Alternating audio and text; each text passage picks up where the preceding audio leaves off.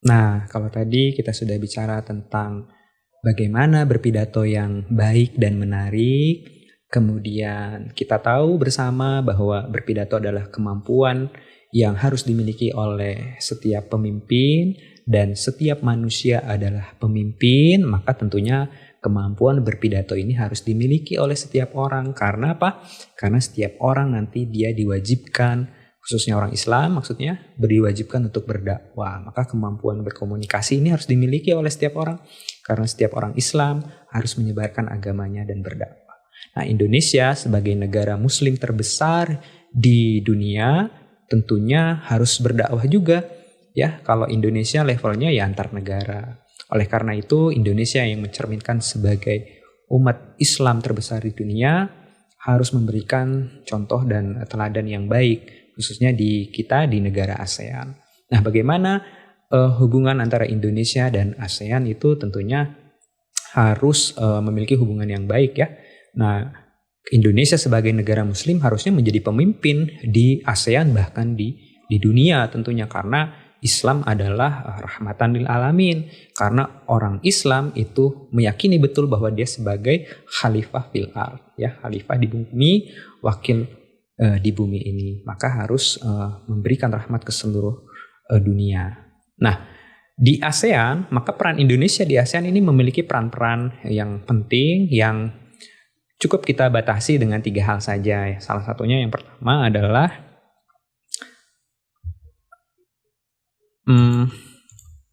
peran Indonesia di ASEAN dalam bidang politik.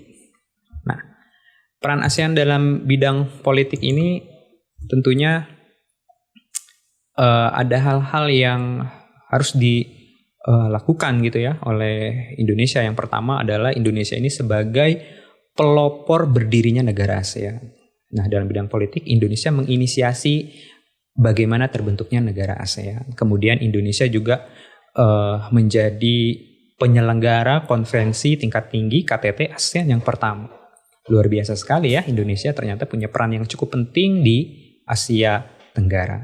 Kemudian ada Komite Keamanan ASEAN. Indonesia menjadi salah satu negara di Komite Keamanan ASEAN. Oleh karena itu, secara politik Indonesia memiliki peran yang sangat penting sekali karena menjadi pelopor pendirinya negara ASEAN, yang tentu saja ASEAN memiliki peran yang sangat penting di dunia. Nah, kemudian kita bisa lihat yang kedua adalah peran Indonesia di ASEAN dalam bidang ekonomi. Nah, tentunya dalam bidang ekonomi kita bisa ketahui bersama bahwa ASEAN ini memiliki peran yang cukup penting juga ya dalam bidang ekonomi. Yang pertama adalah Indonesia sepakat untuk mewujudkan kawasan perdagangan di Asia Tenggara dengan AFTA, tarif preferensi efektif bersama, sehingga perdagangan di ASEAN menjadi perdagangan yang bebas dan bisa diakses oleh negara-negara ASEAN di wilayah Asia Tenggara. Kemudian Indonesia masuk menjadi anggota APEC, kemudian ikut mensukseskan visit ASEAN.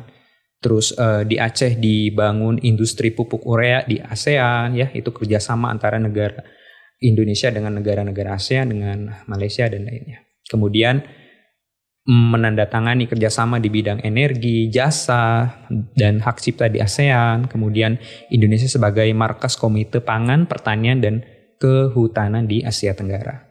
Yang terakhir, salah satunya adalah menyediakan tenaga kerja di Malaysia. Jadi Indonesia ini menjadi salah satu pemasok tenaga kerja ya.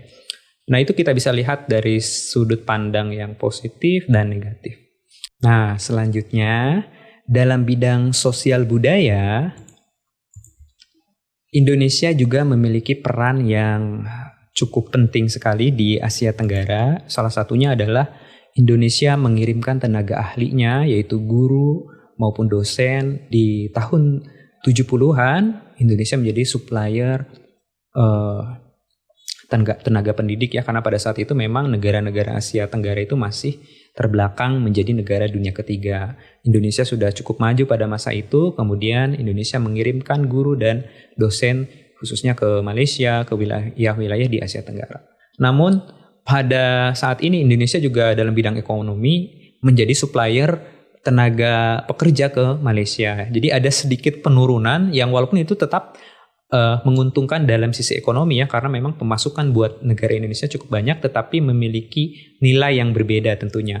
Nah ini kalau kita melihat dari sisi kacamata ekonomi tetap menguntungkan, malah sangat menguntungkan, tetapi dari sisi kemajuan mungkin Indonesia menjadi negara yang mundur, karena negara yang tadinya kita berikan tenaga-tenaga pendidik, Indonesia yang ngajarin mereka, tapi sekarang negara-negara yang diajari oleh Indonesia malah memimpin, malah Indonesia yang mengirimkan tenaga pekerja kasar dan lain sebagainya.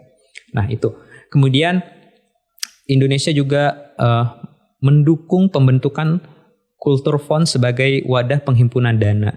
Hal itu untuk membiayai perkembangan kebudayaan dan pendidikan. Jadi Indonesia mengumpulkan dana untuk membiayai masalah kebudayaan, pendidikan, dan lain sebagainya.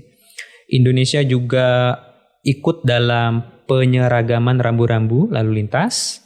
Ya, jadi di Asia Tenggara ini ada standarisasi terkait dengan itu, kemudian mengirim kontingen di Asia Games, di SEA Games maksudnya setiap 2 tahun sekali dan lain sebagainya. Nah, harusnya Indonesia sebagai negara Muslim terbesar memimpin itu semua ya, tetapi ketika ASEAN ini sebetulnya juga diciptakan oleh negara-negara pemenang perang pada waktu itu ya, sebagai negara superpower gitu ya, negara-negara barat, untuk sebetulnya lebih memudahkan dalam mengontrol negara-negara di Asia Tenggara. Nah, oleh karena itu dibuatlah suatu perkumpulan-perkumpulan ya seperti di Asia Tenggara ini juga untuk menangkal ideologi-ideologi komunis dan lain sebagainya. Nah, itu semua tidak lepas dari percaturan politik. Sehingga perhimpunan negara Asia Tenggara ini didasari oleh landasan ekonomi politik yang sifatnya kapitalis. Maksudnya apa? Ya memang karena saling menguntungkan dan memang yang dicari adalah keuntungan semata.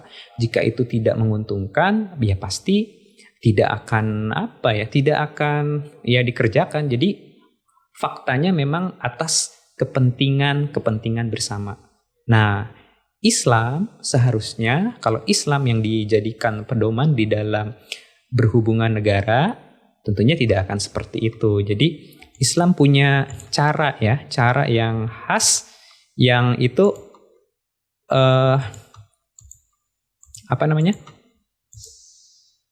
hubungan internasional antara negara-negara itu ada ikatan-ikatan yang harusnya dilandasi oleh hal yang berbeda. Kalau Asia Tenggara itu kan landasannya adalah kapitalisme. Nah, kalau Islam yang dijadikan panutan harusnya yang pertama ialah negara Muslim ya. Prinsip hubungan kerjasamanya antar negara Muslim itu didasari fakta bahwa sesama Muslim itu bersaudara.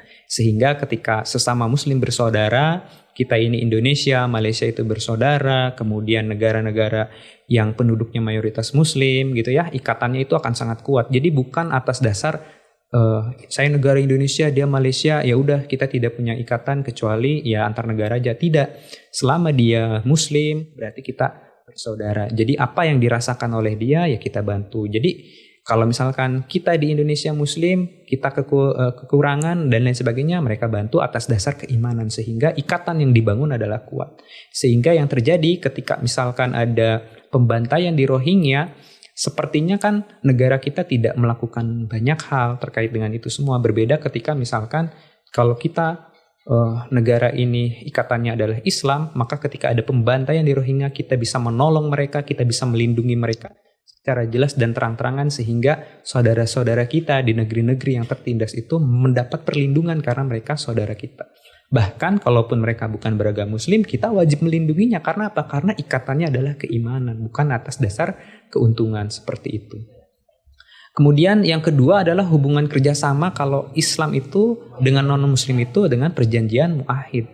Artinya kalau misalkan contohnya ketika zaman Khalid bin Walid kemudian ada seorang atau ada sekelompok Nasrani Homs yang kita lindungi, kemudian mereka membayar seperti semacam ya perlindungan kepada umat Islam, kemudian kita tidak sanggup melindungi itu dari kerajaan Heraklius waktu itu, orang Nasrani Hom kemudian diserang dan kita tidak bisa melindungi mereka, maka kita ganti rugi, kita bayar itu semua. Jadi seperti itulah seharusnya ketika kita dengan non-muslim pun seperti itu. Jadi jangankan dengan sesama warga muslim sendiri ya, negara muslim sendiri, bahkan berbeda agama pun kita harus melindungi mereka, harus memberikan rasa aman dan nyaman.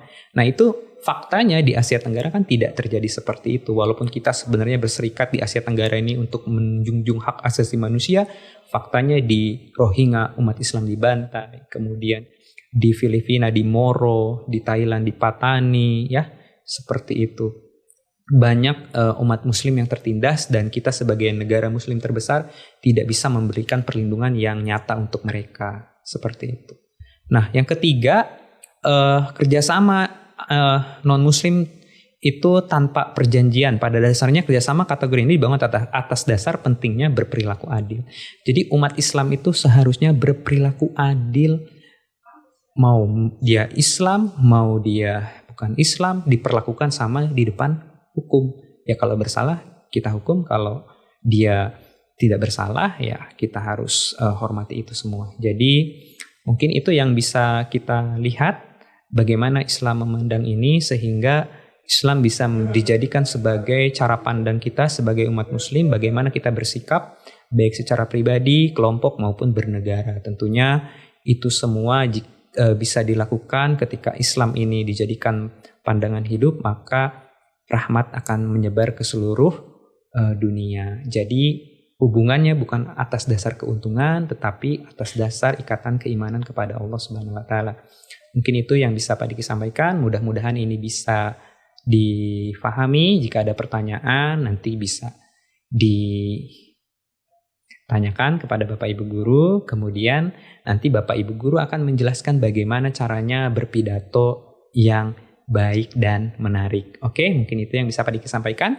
Billahi taufiq wal hidayah. Wassalamualaikum warahmatullahi wabarakatuh. Pak Diki mohon pamit. Dadah.